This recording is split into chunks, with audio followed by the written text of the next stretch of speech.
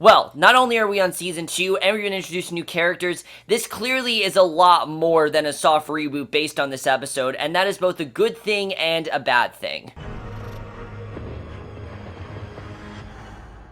Hey guys, Kerry for Wayward Pine, Season 2, Episode 2, Blood Harvest, and I was really looking forward to this episode. I actually really did enjoy last week's premiere, like I told you guys. I think it was a good setup. Was it perfect? No, there were definitely a lot of things I think they needed to work on, and this episode I actually thought was a slight improvement. There were some things I really like. A lot of the problems I had last week weren't here, but there were new problems that came up in this episode that is going to piss me off if they're going the direction that they're going in. Definitely that's going to piss me off. But let's get in this episode. Now, the first thing I will say is, right now, the characters that we've been introduced to, compared to the Season 1 characters, they're not all exactly working. A lot of these characters are working, and then some of them really just aren't really working at all. But let's just get in this episode, because I did enjoy it, and I think they're doing a good job expanding upon the show. Definitely, it's showing why it's necessary, but the show is not perfect, definitely, and I'll get into that, but basically, I like the way we start out. We start with watching a video of, Pilcher, and he's describing their journey into the future and how they would recruit the workers.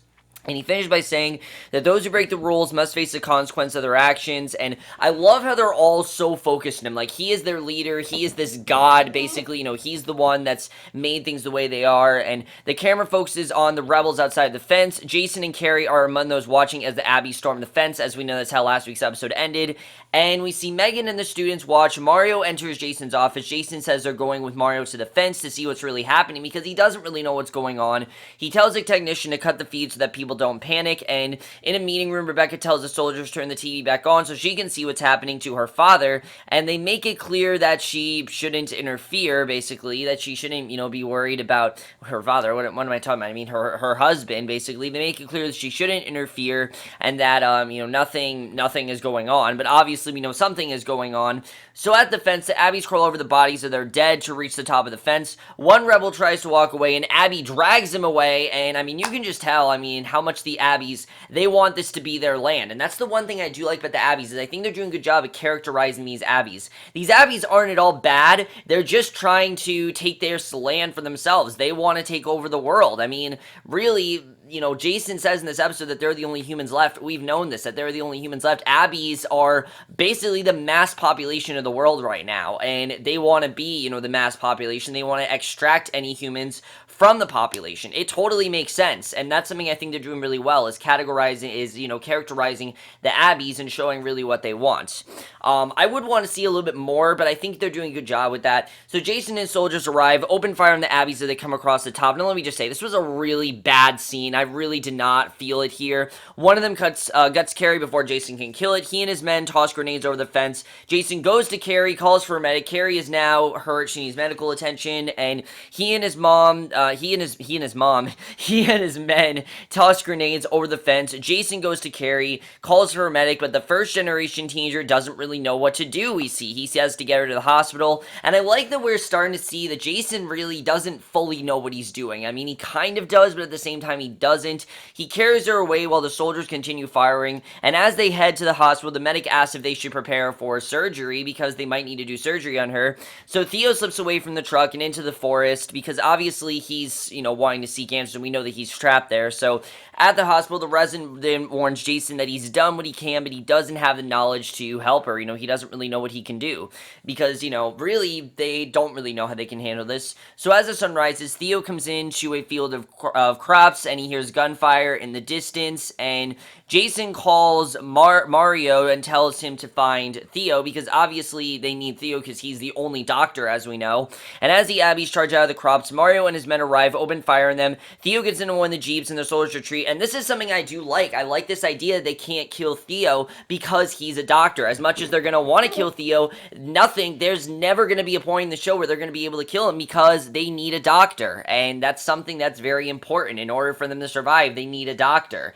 And unless someone else has a doctrine, which I don't think anyone else in this show does, they need a doctor, and Theo is that doctor. So even if Theo pisses them off, Theo can basically do whatever the fuck he wants because he's gonna live regardless. That's kind of what you see in this episode, and I honestly think that's pretty awesome the way they're doing that. And Theo is a character I'm actually starting to really enjoy, I have to say. I think they did some good stuff with him here, and Jason Patrick especially really did a great job here. I thought he really was really good here. He gets into one of the Jeeps, the soldiers retreat, they take Theo to the hospital. Theo demands answers from Jason. We get this incredible scene where Theo is, basically just on the verge of, he's very annoyed, he's very enraged, and he wants immediate answers because he knows something is going on. He doesn't know the extent, but he needs to know what's going on. And Mario aims the gun at Theo's head, but Theo says he's not doing anything until he gets an explanation. Jason says that they will all die, and Theo has no idea what's going on. And basically, Theo points out that if he dies, then no one can operate. And he tells Jason to get Rebecca there, tell him what's going on, because obviously, he needs an explanation. And the soldiers finally bring Rebecca and the couple hugs. And I will say, Rebecca and Theo is actually one of the high points of this season, it seems. I'll talk about that when we get there. But Jason wants Theo to begin operating, but Theo reminds him that he also wants an explanation, because he's not going to operate unless he gives him this explanation. This is something that he deserves. If he's going to be their doctor, he at least deserves an explanation. And Rebecca glances nervously at Jason, who finally says that Theo was kidnapped in Hawaii, placed in, cryogenic suspension, humanity's gone extinct, and the planet has been overrun by evolutionary aberrations, and the people in Wayward Pines are the only people left, and Theo obviously doesn't believe him. I mean, it's a crazy story, it's hard to believe, and he lunges at Jason, and I like that Theo doesn't really believe him at first. We know that, and this is something else I think the show's doing a great job with. We obviously know what's going on. I mean, unless you haven't seen the show, which you don't really need to because the way the show is handling season 1, which I'll talk about, but you don't necessarily need to see the show to see this season. They're very quickly getting away with this exposition because we know it took 5 episodes last season for us to find out what was going on with the town. It took Ethan 5 episodes, and we know that Ethan didn't have that realization of is this real or not. He knew very well what was real, but Theo is kind of more in denial here because, like I said, Theo didn't really have time to talk to anyone because there's not really a lot of people left, and the soldiers restrain Theo. Rebecca tells her husband to save Kerry, and Theo comes down. Jason tells the soldiers to release Theo because obviously, now that he's gotten the answers, he's not going to hurt them, and he's going to go help Kerry. So Kerry wakes up later in a hospital bed, and I gotta say, Kerry is becoming a much more interesting character than I thought she was. I mean, we find a lot more about Kerry here that I really do like. We saw already last week, she really does not agree on the same level as Jason, but already here you can see where this is going to possibly become a problem. We see Jason tells her that she'll recover. He explains that they secured the fence, everything's okay. Now, apparently these two are boyfriend and girlfriend. I didn't get that sense last week, but it seems like here they are because he kisses her like 2-3 times in this episode, and then it looks like next week they sleep together, so I'm assuming they're boyfriend and girlfriend. I'm not really sure. I don't really think that's a term now because there's barely anyone left. I guess it's just like, if we're gonna die, I want to spend my last moments with you. I understand that, but I don't know. He explains they secured the fence, everything's okay. Kerry wonders about the harvest and the other rebels. Jason tells her not to worry about it and rest. Kerry thanks him for taking care of her. She wants to thank Theo, but Jason says he was just doing his job, barely, basically. He really was not doing his job, and Rebecca then takes Theo to the house and down the streets, and we see Theresa, we see Theresa in this episode. She watches them from her window, and inside Rebecca warns that they don't have much food and says that rations get delivered on Tuesday, and I actually really like what Rebecca did with Theo here, because obviously Theo needs more of an explanation. He doesn't fully understand what's going on, and she explains there has been less and less leading to the rebellion, and they've been told that there will be a harvest soon, and this is something that I love. That Rebecca has a lot more knowledge than Theresa ever did, because remember, Theresa, she got there after Ethan did. Rebecca's been there for 3 years, and Theo just recently got there. So Rebecca says it's hard for Jason. The others know how much information to share, and she didn't believe what had happened when she first woke up. She has learned to accept it over time, and Theo points out that they were just in Hawaii 3 days ago. Rebecca says that she is living in Wayward Pines for 3 years, and of course, he doesn't fully understand the whole cryogenic sleeping process. He fully doesn't understand that yet, and I love this. I think this is fantastic. I love the way that that's going, and I like that we got this stuff with Rebecca because already it's taking her from being what I thought was going to be a very bitchy and just kind of like carbon copy of what we went through last season to a much more interesting character. And that's something I definitely really do like.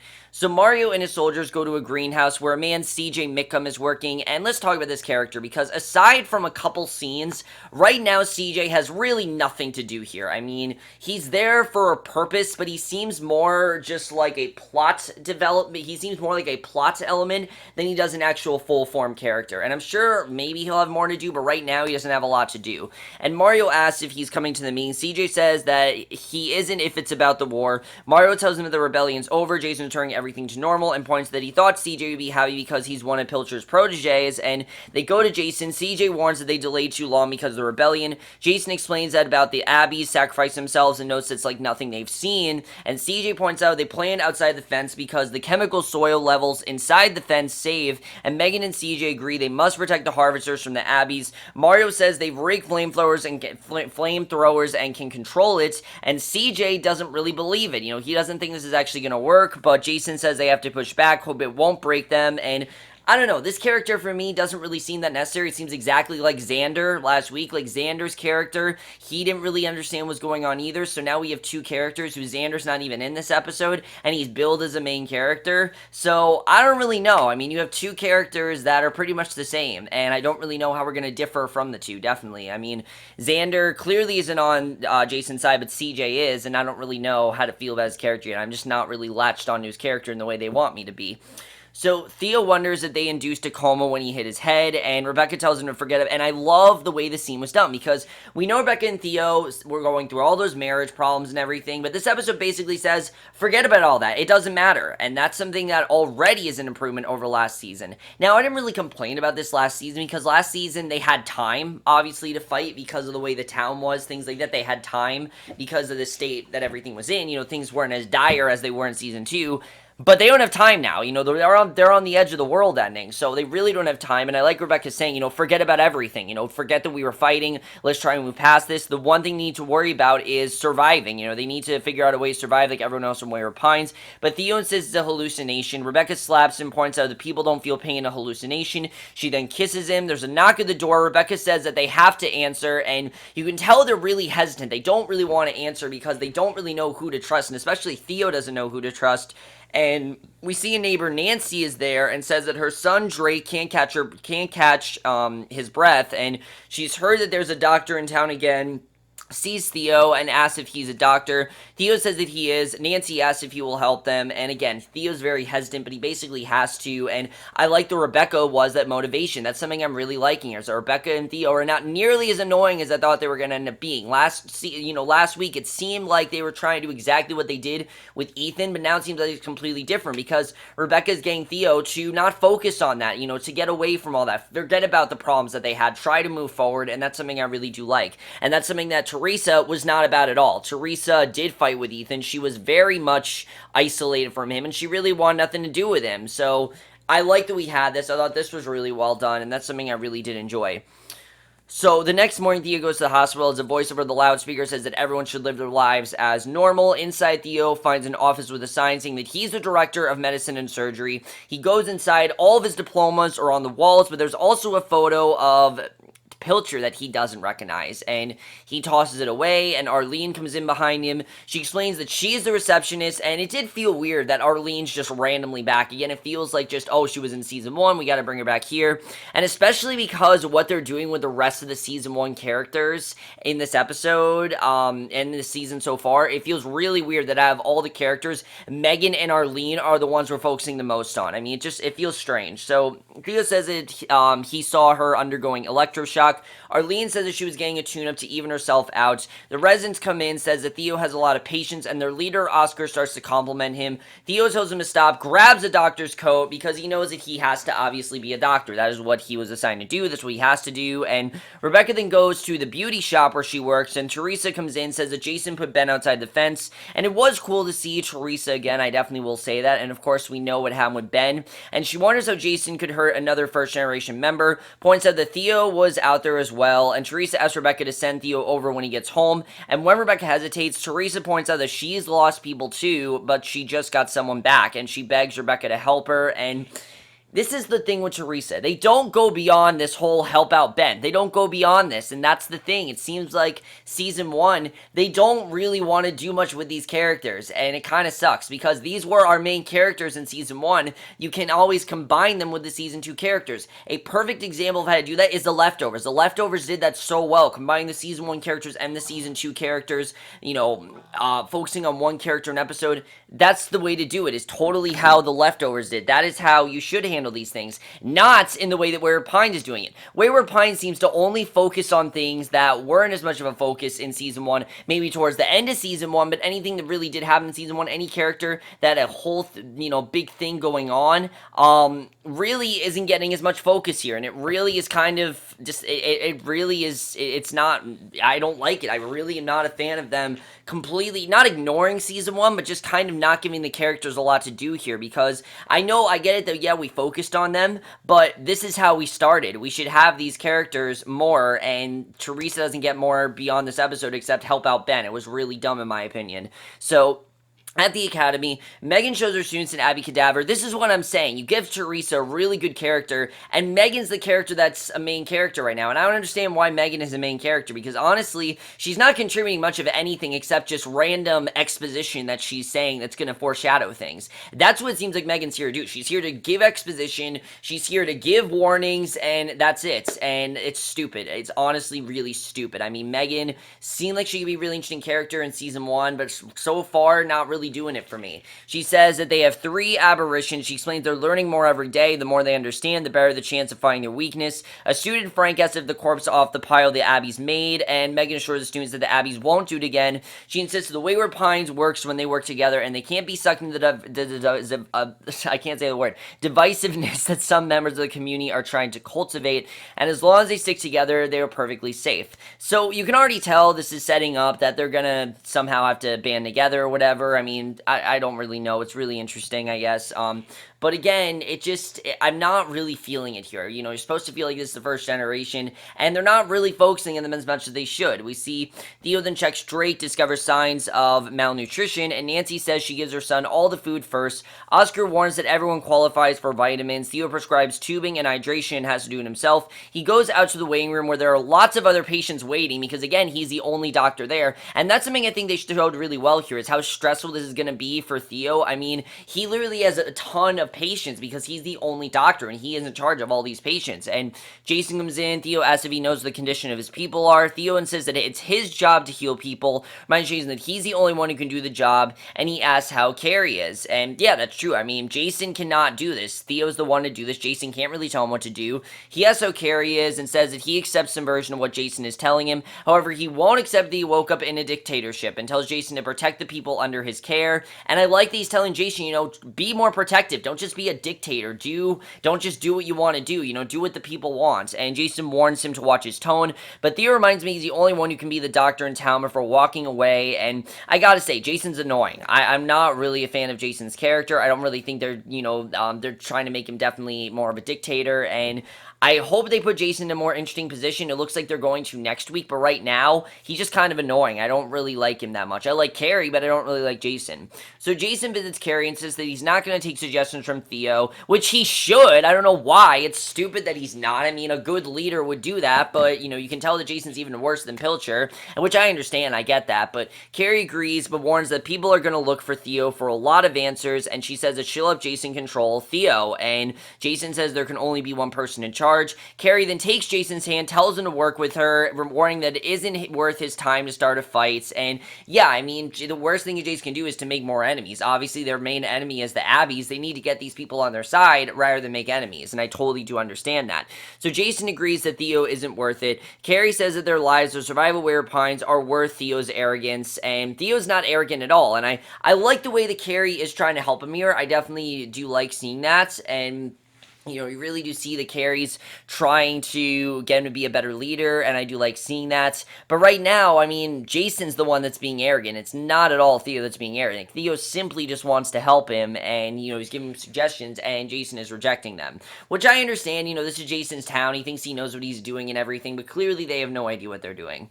So Theo then walks to Rebecca's shop, and a girl, Lucy Armstrong, is waiting with her brother Frank and says that Rebecca left an hour ago. Lucy explains she works for Rebecca, and Frank leads his sister off. Now remember, this entire town is ruled by kids, so this shouldn't be a surprise at all.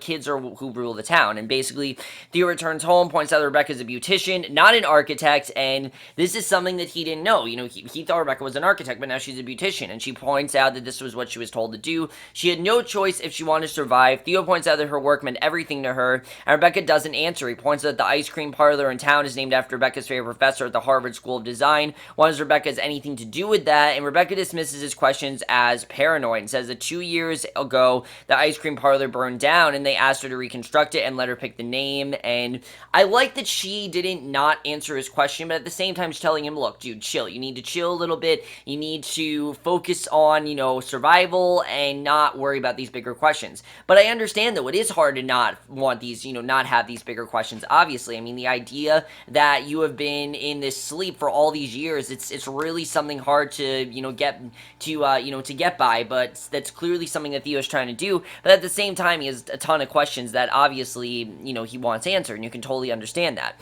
So CJ briefs the soldiers on how they will protect the harvesters using flamethrowers. He admits that they don't know what the Abbies understand about fire, and as the sun goes down, and again, CJ just not do much for me right now, the group then heads to the crops. Soldiers spread out at 10 intervals. Abbies charge in, the soldiers open fire. The surveillance takes them out and warn that the Abbies aren't stopping. CJ orders the soldiers to fuse the flamethrowers. The surviving Abbies retreat, and the techs confirm that the fields are clear. They clear the first field. 6 trucks head back. Ben grabs one harvester, begs him to hide him in the truck and take him back, and I hated the way this episode treated Ben. I mean, they made it seem like from that voiceover last week that Ben was going to be a big part of this season, and you can really tell that they're not really focusing on Ben very much at all. They shove Ben away, runs back, and Ben yells that he's first generation, which he should, go along because he's first generation, but the other trucks drive back through the fence, seal the gate before Ben can get through. Ben looks up at the camera, says that it may be his last message, and a technician summons Jason to the monitors. He watches as Ben tells Theresa that he's sorry for taking things, and Ben says that he just wanted to do his best for everyone in Wayward Pines, and is sorry that it wasn't enough. We know that he wanted to change things. The problem is that we didn't get to see this, and we don't really feel for Ben the way we should, because we don't know what he tried to do. We don't know what he tried to change. We heard a little bit of stuff from a little monologue, and I've said it before, show not tell. It's a lot easier to do it that way. I really feel we should have seen what Ben was going to do rather than just hear about it. And really, this entire thing with Ben, it feels like an afterthought. It really does. It feels like, oh, Ben was in season 1, so we need to give him something to do in season 2. And yeah, you do, but you're not really giving me much of anything to do right now. In fact, the way this goes is really stupid I really thought. So he then tells Jason that Pilcher taught that one first generation member can harm another, and Jason cuts it off. And that was one of the most interesting plot points introduced last week, that the first generation, you can't harm another member in that first generation, and Ben is involved in the first generation, therefore Jason can't cause him any harm. And I think it's very interesting. Just like Theo can't be harmed either because he's a doctor and they need him as a doctor. So the next day, the soldiers unload the harvested food, and in the diner, Theresa asks the workers if they saw Ben. No one answers her. Theresa asks Mario if it's true the first generation can never harm each other. She insists that Ben might be alive, wonders why they're not doing anything because he's part of the first generation. They should be doing something. Mario says they're just following orders, and I saw that as, oh, we don't care. I saw the writers saying, oh, we don't care about this character. That was last season. We need to focus on these characters. Because clearly they don't give a shit about this storyline. I mean, again, like I said, this does not go beyond Theresa just calling for help every 5 seconds. So Theresa wonders how they can let Jason do it. She yells at them to do something. Mario has 2 soldiers escort her home. The soldiers remind Mario that Theresa's right. Mario says that Jason will just refuse any attempt that they make, and he's not going to listen to anyone because Jason has his own way of doing things, and he's really stubborn. So at the hospital, Theo checks Kerry. She insists she has to get back to work, starts to get dressed, and Theo orders Oscar out. Kerry thanks Theo for saving her. Kerry says that Jason does what Pilcher would have wanted and what's right, but Theo figures that Kerry has Jason's ear, and she tells him to make the hospital work, leave the rest to them, and walks out. And, I mean, to Kerry, they're doing the right thing. She thinks they have this all under control, but we know for a fact they don't really have this under control.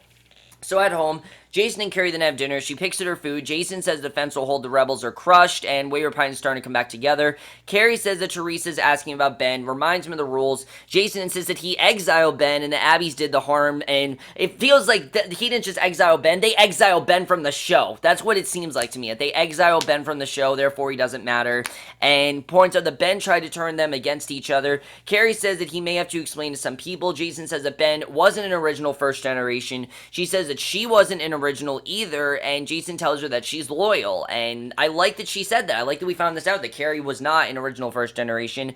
They kiss. Jason says that she's his, and something about that line was just really creepy. I mean, I think it was supposed to be creepy, but I don't buy these two as a couple at all. I really don't. I see this more as Jason controlling her. I think Kerry clearly cares about him, but I just don't buy him as a couple. I really don't. If they were friends, I'd see that, but I do not buy these two as a couple whatsoever. I mean, they could not come across as more flat as they are here. I do not buy these two as a couple at all. I mean, they're good actors, definitely. Don't get me wrong. I think they're both really good actors, but I just don't buy them as a couple. So in the field, Ben hears someone moving. At home, Theresa discovers that she's locked in. She calls the soldiers outside, asking where Ben is. Ben goes to investigate, wondering if it's Mario or Xander that are looking for him, which finally we get some acknowledgement of Xander, which where the fuck is he? I don't know. Abbies then charge him, apparently tear him apart, and it seems like Ben's dead. That's how you do it? Seriously. You're talking about the third main character of your show, who seemed to be the main character of this season. You just kill him off, and it's stupid. I mean, look, I get what they did with Kate last week. I think it made sense why Kate had to die, that she just, she didn't see her purpose in the town. She didn't think it wasn't working for her, what she wanted to do. But Ben, seriously, the way they made it seem last week, it seemed like Ben was going to be one of the major plot points of the season. He was going to team up with Theo, and these two were going to get to know each other. And we didn't get any scene with them at all. I mean, it seemed like Theo and Ben, they were going to be, it was going to be them locked up. We were going to get to see these two know each other. If they would have done an episode where Ben explains what's going on, then they would have killed him. Then I would feel satisfied. But we've literally had, again, it feels like an afterthought. It really does not feel like the show cared. It feels completely pointless, and I don't really know. I mean, I get it that obviously Jason just got a first-generation member killed. I think that's really what they're trying to show. But we already can tell. I mean, Jason clearly is not meant for this. You can definitely tell that. I mean, anyone could tell you that. An idiot could tell you that. So Rebecca's making supper with fresh produce when Theo comes in. He says that he never delivered a baby, set a broken bone, or dealt with an infectious disease. Rebecca assures him that he'll get his skills back. It reminds him of the time he said her broken index finger, and she says that when she woke up in Wayward Pine, she thought Theo was dead, and now he's sitting with her alive, and she's happy about it. However, that's as far as she can go for now. They're happy that they're together, but they kind of just have to survive, and they really just have to go on with their lives, and that's something I do like seeing here. So in the office, Jason is checking the monitors when Kerry comes in. He shows that Abbies aren't showing up on any of their 60 cameras, and Abby runs away from the fence, and that's how the episode ends. So we don't know. I don't know if Ben is dead. We don't have any information on if Ben is dead or not. I mean, maybe an Abby ran away. Maybe Ben is dead. I honestly don't know, but I thought this was really dumb. The fact the show just maybe killed off Ben like that, I thought was really dumb. I'm not a fan of that. I do like where they're going with Theo and Rebecca, though. The fact that Theo doesn't really want to move on, Rebecca's getting him to move on, I do like seeing that. And the fact that they can't kill Theo because he's a doctor is a very interesting plot point, because I do get this sense that Theo is going to try to rebel against them, maybe try to make a change. And that's something I think is interesting. I'm looking forward to seeing the way that's going to go. Kerry clearly is a lot more smarter than Jason. If anything, I think Jason needs to get killed off, and then Kerry needs to become the real person to be in charge, because she clearly is a lot more equipped and a lot better for this job than Jason will ever be. I mean, she knows exactly what she's doing, and Jason clearly doesn't know what the fuck he's doing. So Kerry, I think, would be a lot better for this job than Jason ever has been. I mean, Jason really hasn't been good for this at all, and Kerry, I think, would be much better fit, but, that's just my personal opinion.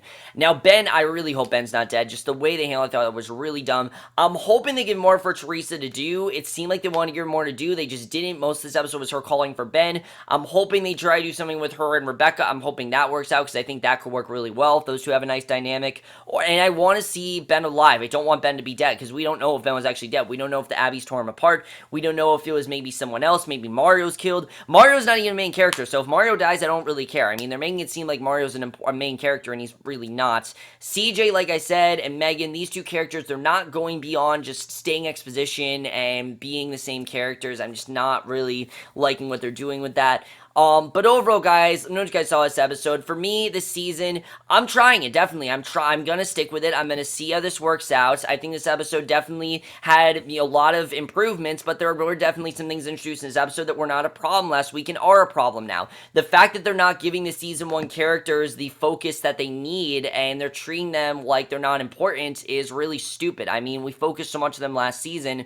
They're not even focusing on them now. I don't really understand that. Why are we doing that? I don't know. As far as like what they're doing with Megan, they're not giving her a lot to do. But the fact that Megan, out of all the season 1 characters, is getting the most focus, I think is really unnecessary. And I'm really not liking where that's going. Jason, it seems like next week they're going to try to give Jason more to do than just beyond him being a dick. But I don't really know if they're going to do more than that. But over, guys, you guys saw this episode. What do you think of the season so far? I will see you guys in my next video, which will be for the entire mini-series of Roots, because Roots does end tonight, so I probably will review that tonight, and I will see you guys for that. Okay, bye.